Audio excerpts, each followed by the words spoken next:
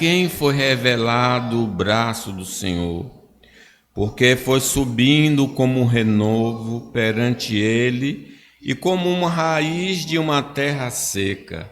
Não tinha aparência nem formosura. Olhámo-lo, mas nenhuma beleza havia que nos agradasse. Era desprezado e o mais rejeitado entre os homens, homem de dores e que sabe o que é padecer. É como um de quem os homens escondem um rosto. Era desprezado e dele não fizemos caso. Certamente ele tomou sobre si as nossas enfermidades e as nossas dores levou sobre si.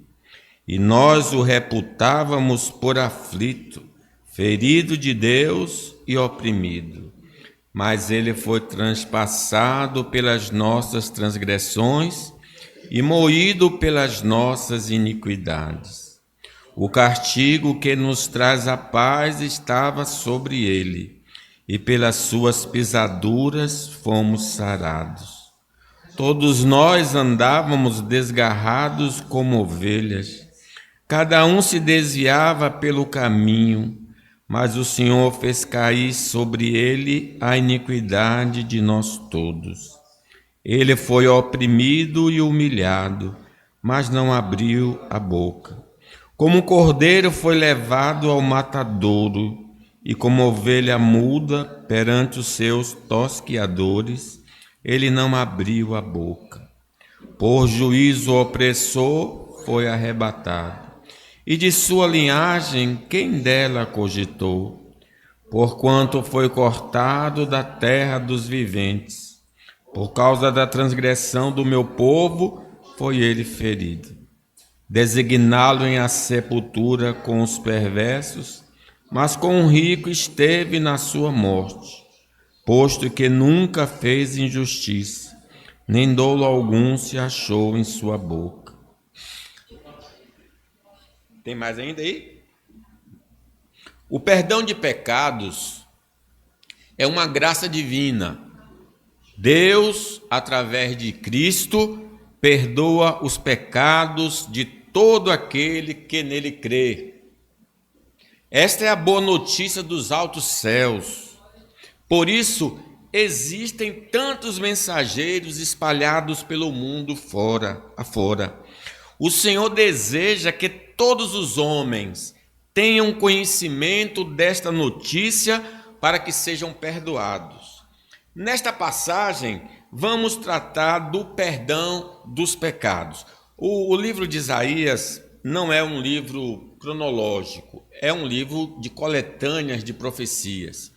Tanto é que o chamado dele está no capítulo 6, mas o livro começa no capítulo 1. Né? Então é uma coletânea de profecias do profeta.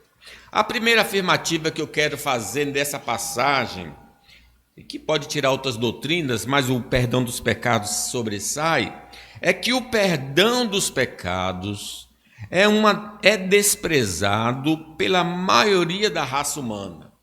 Essa boa notícia não é acolhida no coração dos homens. Versículo 1, vamos ler? Quem creu em nossa pregação e a quem foi revelado o braço do Senhor. O profeta que tanto falou em vários períodos, vários reis de Israel, do Reino do Sul, ele observou isso, que as pessoas não tinham uma reação positiva à mensagem dele.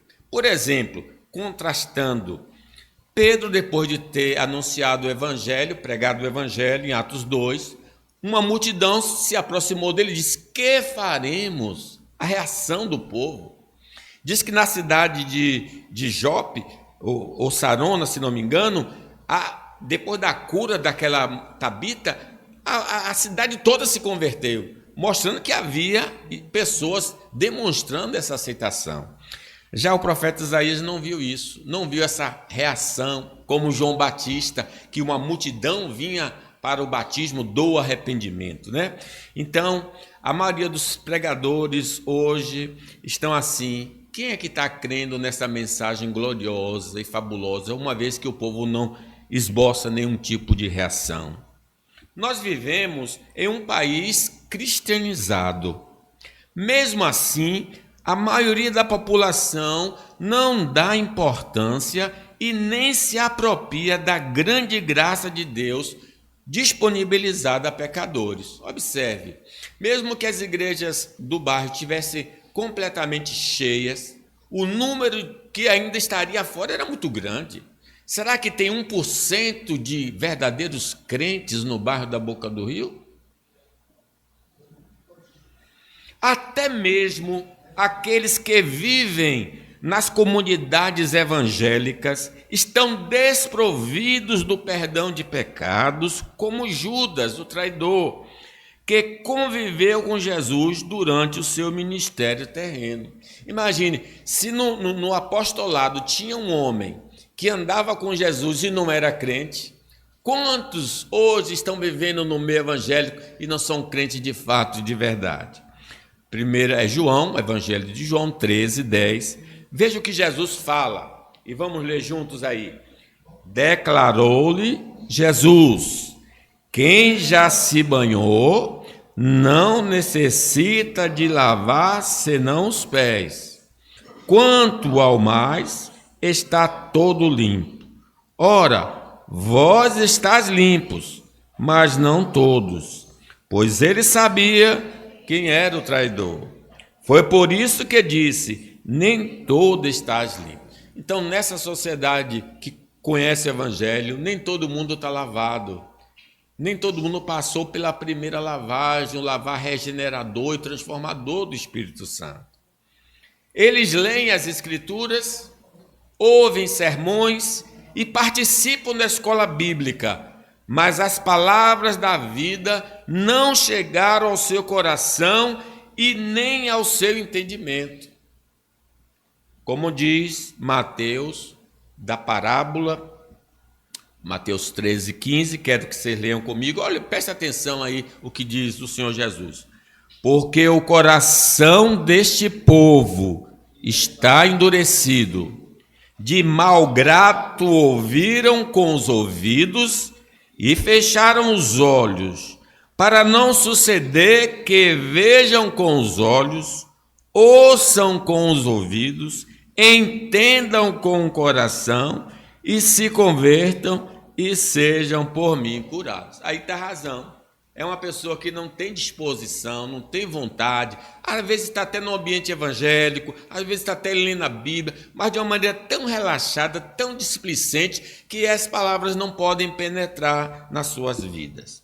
No estado de pecado em que se encontra a raça humana, mortos em delitos e pecados, escravizada por forças malignas, dominada por crenças e comportamentos anti-Deus e possuidora de uma natureza pecaminosa, mesmo ouvindo as palavras da vida, não a valoriza e despreza a graça de Deus. Então, por que mesmo eles ouvindo não aceitam? Porque eles estão mortos. Os mortos não podem ouvir e viver. Como diz Efésios 4, 17. Leiam comigo que ele descreve aqui a condição do homem no pecado. Efésios 4, 17. Isto, portanto, digo, e no Senhor testifico, que não mais andeis como também andam os gentios, na vaidade dos seus próprios pensamentos, obscurecidos de entendimento, alheios à vida de Deus por causa da ignorância em que vivem, pela dureza do seu coração. É a descrição do homem morto em delitos e pecados. Essa condição é nossa desde o nosso nascimento. Ele não está falando só dos pecadores que ainda não entraram, mas essa era a nossa condição. Nesse estado de pecado, nosso interesse era puramente egoísta e pecaminoso. Não temos desejo de ouvir a Deus, nem tampouco de fazer sua vontade. Eu me lembro, eu ficava na porta da igreja da Presbiteriana da Vasco da Gama. Nunca procurei entrar na igreja. Monel jogava pedra no telhado da igreja. Vejam que coisa. Se cada um pensar aqui na sua vida passada, que era completamente desligado do Evangelho, não tinha nenhum interesse no Evangelho. Romanos 3, 10, vamos ler.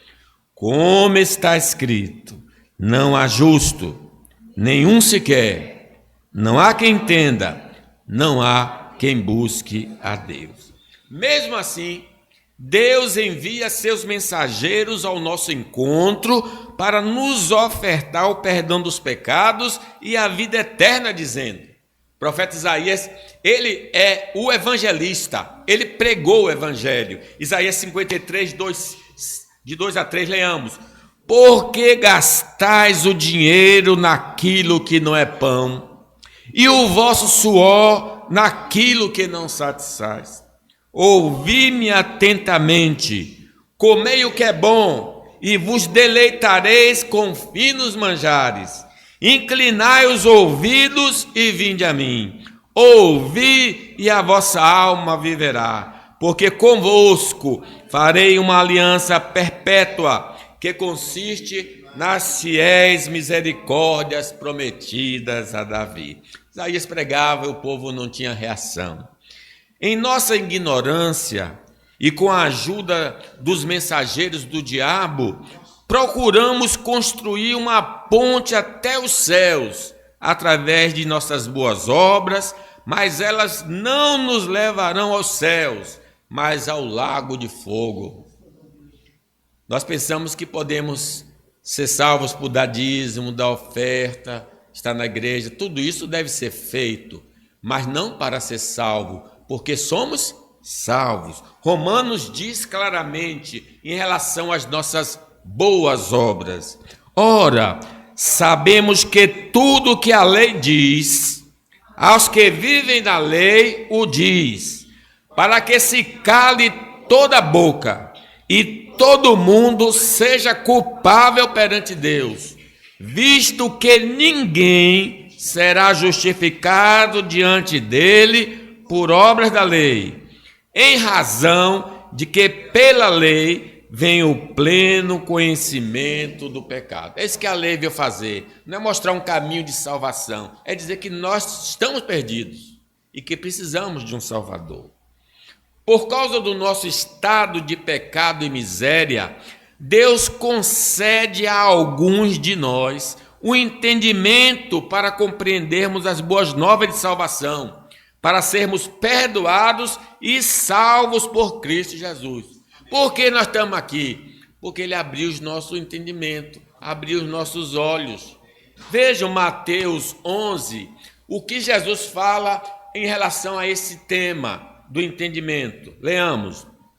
Porque aquele tempo exclamou Jesus: graças te dou, ó Pai, Senhor do céu e da terra, porque ocultaste essas coisas aos sábios instruídos e as revelaste aos pequeninos. Sim, ó Pai, porque assim foi do teu agrado. Tudo me foi entregue por meu Pai. Ninguém conhece o Filho senão o Pai, e ninguém conhece o Pai senão o Filho, e aquele a quem o Filho quiser revelar. Então Deus revelou-se a nós. Que coisa gloriosa! Lembra onde você teve a compreensão que foi convertido? Em que lugar você estava? Na praça? Ouvindo um rádio, televisão, lendo um folheto, lendo a Bíblia. Naquele dia ele se mostrou para nós. Louvado seja o nome do Senhor.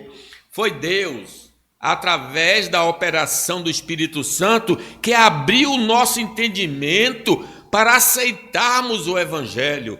E aí eu vou fazer referência a Lídia, lá da cidade de Filipos, Atos 16, 14. Preste atenção, leia comigo. Certa mulher chamada Lídia, da cidade de Tiatira, vendedora de púrpura, temente a Deus, nos escutava. O Senhor lhe abriu o coração para entender as coisas que Paulo dizia. Depois de ser batizada, ela e toda a sua casa nos rogou, dizendo: Se julgais que eu sou fiel ao Senhor, entrai em minha casa e aí ficai. E nos constrangeu a isso. O que quer dizer temente a Deus? É que ela não era judia, mas aceitava o judaísmo, mas ainda não tinha passado pela experiência do novo nascimento. E ela estava ali reunida com os que tinham a crença judaica no Rio, porque na cidade não podia haver sinagoga, e Deus abriu o entendimento dela para compreender o evangelho. Sem esse abrir, ninguém compreende. Vamos render graças ao Senhor por ter aberto os nossos olhos e ouvidos para as boas novas de salvação. Peçamos ao Senhor que tenha misericórdia dos que estão à nossa volta, para que eles também sejam agraciados. Responsabilidade humana é ir pregar o evangelho a toda criatura. Soberania é quando o crente está de joelhos. Senhor, abre os olhos para que ele entenda o que eu vou falar. Segundo lugar, o perdão dos pecados é rejeitado pela aparente fraqueza do expiador. Por que as pessoas não aceitam o evangelho? Aqui tem uma razão. Vamos ler o versículo 2. Pois o Senhor quis que o seu servo brota e vai crescendo em terra seca. Ele não era bonito nem simpático, nem tinha nenhuma beleza que chamasse a nossa atenção ou que nos agradasse. Ele foi rejeitado e desprezado por todos. Ele suportou dores e sofrimentos sem fim. Era como alguém que não queremos ver. Nós nem mesmo olhávamos para ele e o desprezávamos. É uma descrição do Senhor Jesus Cristo que chama-nos a atenção. É verdade que alguns gostam de interpretar essa passagem como o Jesus desfigurado pelos maus tratos que sofreu no tribunal de Pilatos e até a cruz. Verdade que isso pode está correto, mas eu acredito que ele vai mais além. E deixe-me explicar por quê. Em nosso mundo, a raça e a nacionalidade podem abrir e fechar portas. Você é de que etnia? Qual é a sua raça? Qual é a sua cor? Qual é a sua nação? O pessoal do Sul gosta de chamar os baianos, quando se refere de maneira pejorativa a todos os nordestinos, os paulistas, né? Aos baianos, tá difamando a gente. A condição socioeconômica e a beleza podem ser empecilhos ou um status. Quando a pessoa é bela, as portas abrem, até que tem aquela piada que diz ela é loura, mas é burra, né? Quer dizer, ela é tão bonita que não importa se ela não entende coisa. A beleza abre portas, é inegável isso. Também o status, qual é a sua posição? Da classe A, E, B, C, dependendo, isso vai abrir portas. Por exemplo, Sara, por ser bonita, mesmo sendo velha, foi cobiçada por reis. Abraão até tomou esse cuidado, olha, não diga que é minha mulher, diga que é minha irmã, porque eles vão me matar por tua causa. E quando Abimeleque, o filisteu, tomou Sara, Sara já era velha, e mesmo assim bela. E o texto fala que era bela. Esté foi coroada rainha por causa da sua beleza, mas antes mesmo dela, Vasti, diz o texto sagrado que ela era extremamente bonita. Possivelmente, Vasti é a mulher mais bonita nas Escrituras, pela expressão que é usada para ela. Agora um homem que é considerado o homem mais bonito, e a Bíblia fala sobre ele, Absalão, era celebrado como um homem sem defeito. Diz que ele, desde a cabeça à ponta dos pés, não tinha um defeito, que é isso que a gente não dá para entender, mas que o cidadão era todo perfeito, né? Como podemos notar, a gente pode citar Davi era um homem bonito, o primeiro rei de Israel, Saul era um homem bonito, José era um homem de belo porte. A Bíblia sempre enfatiza esse aspecto que chama muita atenção de qualquer sociedade. A beleza é a atração. Mas quando se descreve Jesus, diz: beleza alguma víamos nele que pudéssemos desejar. Então a gente acredita que Jesus foi destituído de algumas graças comuns. Ele não só não era bonito do ponto de vista da sociedade, mas ele era pobre também. Ele não era um homem rico, ele era pobre.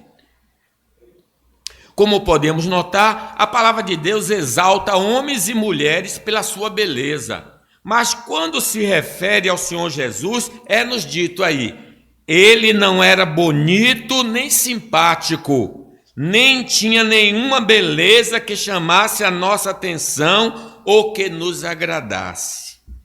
Aquele que pode perdoar todos os nossos pecados não tem atrações que a sociedade valoriza e por isso ele é ignorado.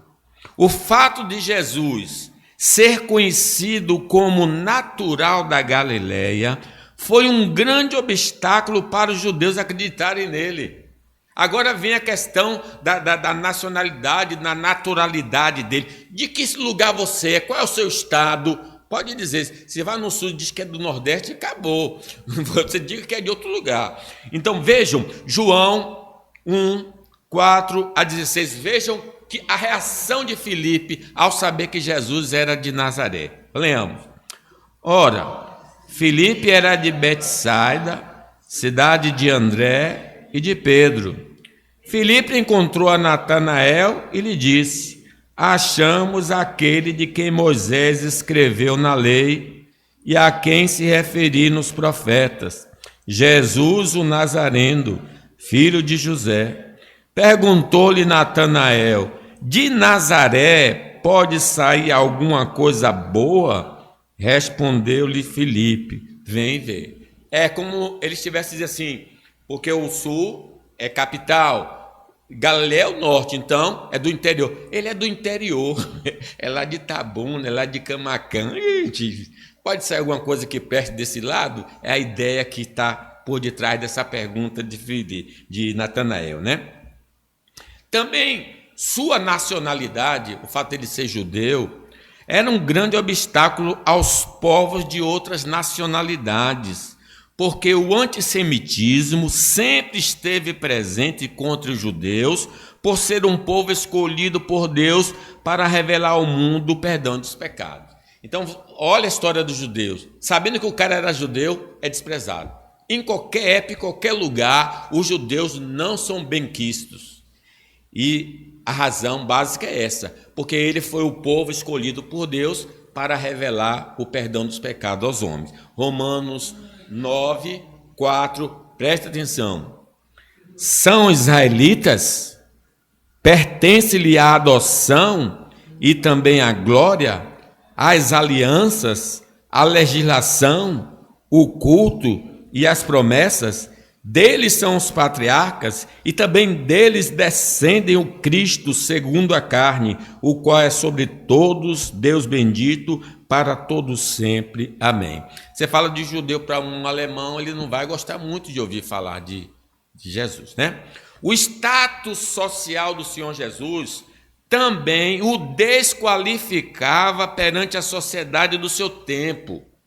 E a sociedade contemporânea, ninguém gosta de pobre, nunca gostou de pobre em lugar nenhum. Aliás, só gostam de pobre nas eleições. E pobre, né? Só para ganhar. Desprovido de bens e recursos, ele não atraía o interesse do pobre e nem do rico. Lucas 9:57 diz: indo eles caminho fora, alguém lhe disse: seguiste-ei para onde quer que fores. Olha a resposta de Jesus. Vamos ler? Mas Jesus lhe respondeu: as raposas têm seus covis e as aves dos céus ninhos, mas o Filho do Homem não tem onde reclinar a cabeça. Ele não tinha uma casa própria. Observe que Provérbios fala em relação ao pobre. O que é que Provérbio ensina que as pessoas pensam acerca do pobre? Provérbio 19, 7. Se os irmãos do pobre o aborrecem, quanto mais se afastarão dele os seus amigos. Corre após ele com súplicas, mas não os alcança. Se você é pobre, os seus irmãos se escondem de você. Se você é pobre, os amigos se escondem de você. Não quer conversa com você, quer despesa. Você vai pedir alguma coisa. Jesus era pobre, logo ele não tinha esse tipo de atração. Ele não se aliava às posições políticas de sua época e foi duramente rejeitado pelos líderes judaicos gentios que o levaram à morte de cruz, porque ele não fazia parte dos fariseus, dos saduceus, dos herodianos, tinha o político, esqueci agora, o que pegava uma espada, os zelotes, não faziam parte do grupo. Ele não fazia parte daquele grupo, aí todo mundo se uniu contra ele. Diz que os herodianos se uniram com os fariseus para derrubar o Senhor Jesus Cristo. Vejam Atos 7 ou 4, 27, o que diz sobre o grupo político da época se levantando contra Jesus. Ele foi desprezado, porque verdadeiramente se ajuntaram nessa cidade contra o seu santo servo Jesus, a qual ungistes, Herodes e Pôncio Pilatos, com gentios e gente de Israel, para fazerem tudo o que é tua mão e o teu propósito pré-determinado.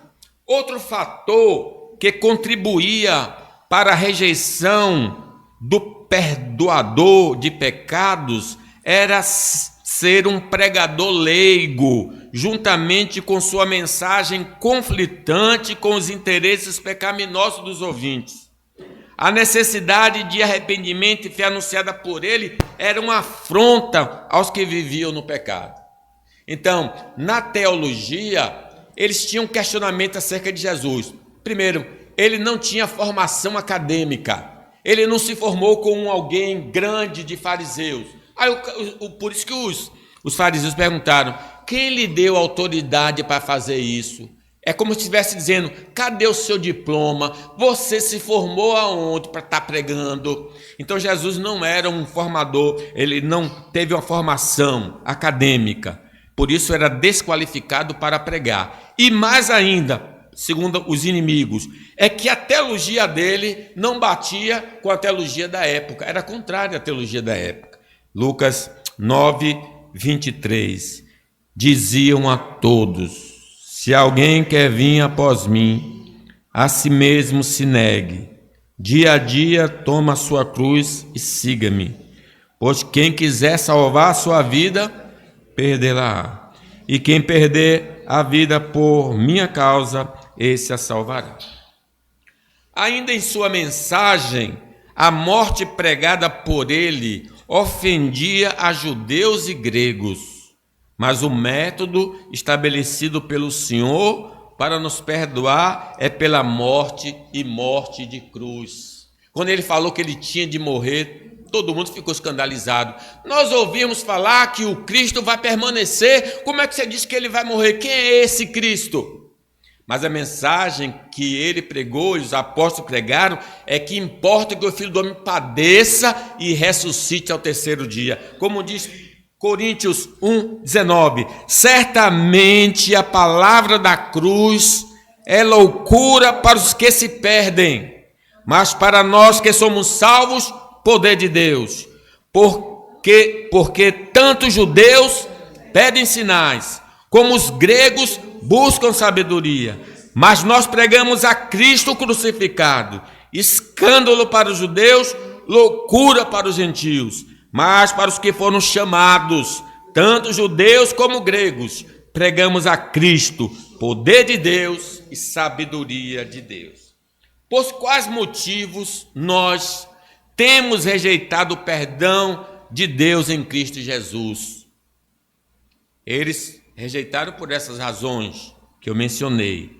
Quais são os obstáculos que nos impedem de seguir fielmente a Cristo? Ele não é popular. A mensagem dele é antiquada. O que está nos impedindo de seguir a Cristo de todo o nosso coração? Se eu seguir a Jesus, vão fazer gozação da minha vida, vão mangar de mim, então eu me esquivo. A sua mensagem continua ecoando. Vamos ler? Mateus 11. Vinde a mim, todos que estáis cansados e sobrecarregados, e eu vos aliviarei. Tomai sobre vós o meu jugo, e aprendei de mim, porque eu sou manso e humilde de coração, e achareis descanso para a vossa alma, porque o meu jugo é suave, meu fardo é leve. Terceira verdade, leiam aí para mim, por favor, todos. O perdão foi pago com a vida de Jesus Cristo. Certamente, ele tomou sobre si as nossas enfermidades e as nossas dores levou sobre si. E nós o reputávamos por aflito, ferido de Deus e oprimido. Mas ele foi transpassado pelas nossas transgressões e moído pelas nossas iniquidades. O castigo que nos traz a paz estava sobre ele, e pelas suas pisaduras fomos sarados. Todos nós andávamos desgarrados como ovelhas, cada um se desviava pelo caminho, mas o Senhor fez cair sobre ele a iniquidade de nós todos. Nós não cooperamos com nada para sermos perdoados. Essa contribuição foi somente do Senhor Jesus. Nossas ações pecaminosas levaram Jesus a dar a sua vida para apagar todas as nossas transgressões. Colossenses 2, leiam comigo. Vocês estavam mortos por causa de seus pecados e da incircuncisão da sua natureza humana. Então Deus lhe deu vida com Cristo, pois perdoou todos os nossos pecados. Ele cancelou o registro de acusações contra nós, removendo e pregando na cruz. Louvado seja o nome do Senhor. Mas para sermos beneficiados pela obra de Cristo, precisamos crer de todo o coração que Ele tomou o nosso lugar. Nosso Senhor e Salvador Jesus Cristo realizou esse trabalho de maneira voluntária e amorosa em nosso favor. O versículo 7 diz: Ele foi oprimido e humilhado, mas não abriu a boca. Como o cordeiro foi levado ao matadouro, e como ovelha muda perante os seus tosquiadores, ele não abriu a boca. Por juízo opressor foi arrebatado, e de sua linhagem quem dela cogitou? Porquanto foi cortado da terra dos viventes, por causa da transgressão do meu povo foi ele ferido. Não devemos esquecer que ele foi tentado a abandonar este caminho, mas por amor a nós, ele não retrocedeu para que fôssemos perdoados totalmente. Mas tudo isso só foi possível porque o Senhor Jesus não tinha pecado. Sendo inocente, ele pôde ser nosso fiador e quitar toda a nossa dívida diante do Pai Celestial. Colossenses 2. E a vós outros que estáveis mortos pelas vossas transgressões e pela incircuncisão da vossa carne, vos deu vida juntamente com ele, perdoando todos os nossos delitos, tendo cancelado o escrito de dívida que era contra nós e que constava de ordenanças, o qual nos era prejudicial, removeu inteiramente, encravando na cruz. Os nossos pecados só são esquecidos por Deus porque Jesus foi punido em nosso lugar. A amnésia divina em relação às nossas transgressões só é possível porque cremos em Cristo como nosso Salvador. É preciso crer para que Deus possa esquecer. Versículo 4 diz: certamente Ele tomou sobre si as nossas enfermidades e as nossas dores levou sobre si. E nós o reputávamos por aflito, ferido de Deus e oprimido, mas ele foi transpassado pelas nossas transgressões e moído pelas nossas iniquidades. Quando nós cremos nesta obra maravilhosa, o primeiro efeito em nós é a paz com Deus. O versículo diz: o castigo que nos traz a paz estava sobre ele, e pelas suas pisaduras fomos sarados. Esta paz procede do perdão de pecados. Não teremos mais medo de nos encontrarmos com o Senhor, porque fomos lavados pelo sangue precioso de Cristo. Porém, aqueles que ainda não se uniram ao Salvador, nos momentos silenciosos da vida, são acusados pela consciência ao imaginarem que vão se encontrar com Deus. Por isso que algumas pessoas detestam o silêncio, porque quando há silêncio, a consciência fala, e ele ouve a voz da consciência e entra em desespero. Mas para aquele que aceitou Jesus, diz: nenhuma condenação há para aqueles que estão em Cristo Jesus, o nosso Senhor. Terceiro, o perdão dos pecados foi elaborado pelo Pai Celestial. Isaías 10. O Senhor Deus diz: eu quis maltratá-lo, quis fazê-lo sofrer. Ele ofereceu a sua vida como sacrifício para tirar pecados, e por isso terá uma vida longa, e verá os seus descendentes. Ele fará com que o meu plano dê certo, diz o Senhor. Irmãos, o projeto de perdão de pecados foi elaborado por Deus Pai, antes da existência do próprio mundo, como diz Apocalipse: e adorá-la-ão todos os que habitam sobre a terra, aqueles cujos nomes não foram escritos no livro da vida do Cordeiro, que foi morto desde a fundação do mundo. A morte de Jesus Cristo não foi acidental, obra exclusiva de agentes humanos e demoníacos, mas uma determinação de Deus Pai para nos beneficiar com o perdão dos pecados e a vida eterna. Sim, ele morreu por causa de Pilatos, por causa das autoridades, os demônios estavam por detrás, mas acima de tudo isso estava o Deus. Deus amou o mundo de tal maneira que deu o seu Filho unigênito, para que todo aquele que nele crê não pereça, mas tenha a vida eterna. Deus usou a maldade humana e a malignidade para cumprir os seus propósitos eternos em nosso favor, diz Atos 2:23, sendo este entregue pelo determinado desígnio e presciência de Deus.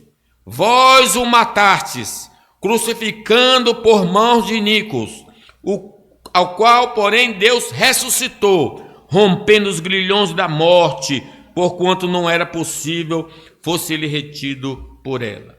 Para nós, irmãos, é um grande mistério a doutrina da soberania divina e a responsabilidade humana coexistirem no mesmo evento da morte de Cristo. No mesmo texto fala que foi o homem que matou, e no próprio texto diz que foi Deus que entregou.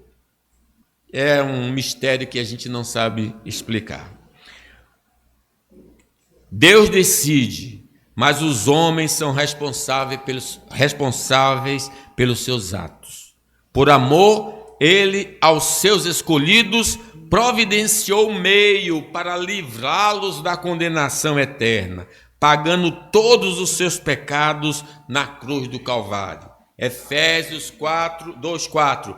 Mas Deus, sendo rico em misericórdia, por causa do grande amor com que nos amou, estando nós mortos em nossos delitos, nos deu vida juntamente com Cristo. Pela graça sois salvos. Uma vez que o plano da redenção foi elaborado na eternidade, nada em nós motivou o Senhor a nos resgatar, a não ser o seu amor em nosso favor. Não tínhamos feito nem bem nem mal, então não existíamos ainda. E Tito nos diz: quando, porém, se manifestou a benignidade de Deus, nosso Salvador, e o seu amor para com todos, não por obras de justiça praticada por nós, mas segundo sua misericórdia, ele nos salvou mediante o lavar regenerador e renovador do Espírito Santo, que ele derramou sobre nós ricamente, por meio de Jesus Cristo, nosso Salvador, a fim de que, justificados por graça, nos tornemos seus herdeiros, segundo a esperança da vida eterna.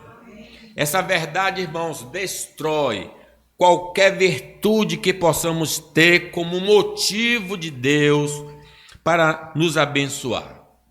Romanos 5:8 diz: Deus prova o seu próprio amor para conosco, pelo fato de ter Cristo morrido por nós, sendo nós ainda pecadores. Porque se nós, quando inimigos, fomos reconciliados com Deus, mediante a morte do seu Filho, muito mais, estando já reconciliados, seremos salvos por sua vida.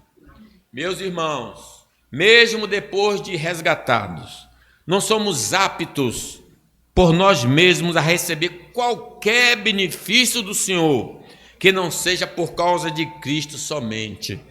O princípio permanece. Somos abençoados nesta vida e na eternidade por causa do amor de Deus e da obra redentora de Cristo Jesus. Quarto lugar, o perdão dos pecados alcançará muitos dentre a raça humana. Leamos: todavia,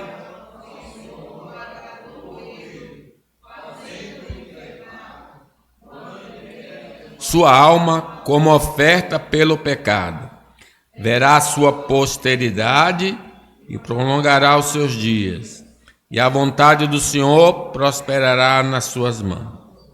Ele verá o fruto do penoso trabalho de sua alma e ficará satisfeito. O meu servo, o justo, com seu conhecimento, justificará muitos, porque as iniquidades deles levará sobre si. Apesar da mensagem do perdão de pecados ser anunciada a todos os homens, a maioria irá rejeitar a graça de Deus. Que tristeza! Versículo 11 diz: ele verá o fruto do penoso trabalho de sua alma e ficará satisfeito. O meu servo, o justo, com seu conhecimento, justificará a muitos, porque as iniquidades deles levará sobre si.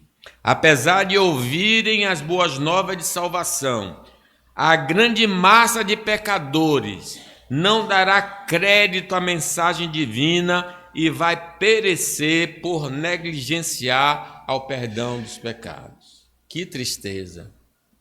Deus está dando o maior presente e os homens estão rejeitando. Apesar de ouvirem as boas novas, a grande massa de pecadores não vai dar crédito à mensagem divina, vai perecer. Assim foi nos dias que antecederam o dilúvio. Por quase 120 anos, ou 100 anos, Noé pregou àquela geração. Inclusive, eram seus irmãos e irmãs, por não acreditarem na palavra de Deus. Vocês podem imaginar 100 anos pregando o evangelho, olha, vai ser destruído, vai ser destruído. Ele tinha muitos irmãos e irmãs e não deram crédito. Diz o texto sagrado, 2 Pedro 2,5, leu comigo. E não poupou o mundo antigo, mas preservou a Noé, pregador da justiça, e mais 7 pessoas, quando fez vir no dilúvio sobre o mundo dos ímpios. 8 pessoas se salvaram, gente. As pessoas ouviram e não acreditaram no evangelho. Em Sodoma, nos dias de Abraão, só escaparam da destruição Ló e suas 2 filhas. Ele chegou a falar para os genros, futuros genros, eles acharam que gracejavam. Israel, apesar de ser como as estrelas do céu, só um remanescente será salvo. Isso nos revela que em cada geração não são todos que são salvos, mas alguns. Louve a Deus por você estar aqui. Louve a Deus por você fazer parte da arca da salvação, porque eles estão ouvindo e não vão entrar. Mateus 7,13, leia comigo. Entrai pela porta estreita, larga é a porta, espaçoso o caminho que conduz para a perdição, e são muitos que entram por ela, porque estreita e apertado o caminho que conduz para a vida, e são poucos os que acertam por ela. Neste mundo caído, nós, os salvos por Cristo Jesus, sempre seremos a minoria nos ambientes da faculdade, do colégio, do bairro e até da família. Mas não devemos desanimar como Elias, que disse a Deus. Vejam que Elias disse a Deus. Ele respondeu: tenho sido em extremo zeloso pelo Senhor, Deus dos exércitos, porque os filhos de Israel deixaram a tua aliança, derribaram os teus altares e mataram os teus profetas à espada, e eu fiquei só, e procuram tirar minha vida. Mas a resposta divina foi: também conservei em Israel 7.000, todos os joelhos que não se dobraram a Baal e toda a boca que não o beijou. Você pode não enxergar, mas tem crente espalhado pelo mundo inteiro. E um dia nós vamos ser todos conhecidos, né? Mesmo que em cada geração sejam poucos os perdoados, no paraíso celestial estará uma multidão incontável louvando ao Senhor por tão grande salvação. Apocalipse diz: depois dessas coisas vi, eis uma grande multidão que ninguém podia enumerar, de todas as nações, tribos, povos e línguas, em pé diante do trono e diante do Cordeiro, vestidos de vestiduras brancas, com palma nas mãos, e clamavam em grande voz, dizendo: ao nosso Deus que se assenta no trono e ao Cordeiro pertence a salvação. Um dos anciãos tomou a palavra, dizendo: estes que se vestem de vestiduras brancas, quem são e de onde vieram? Respondi-lhe: meu Senhor, tu sabes. Ele então me disse: são estes que vêm da grande tribulação. Lavaram as suas vestiduras e alvejaram no sangue do Cordeiro.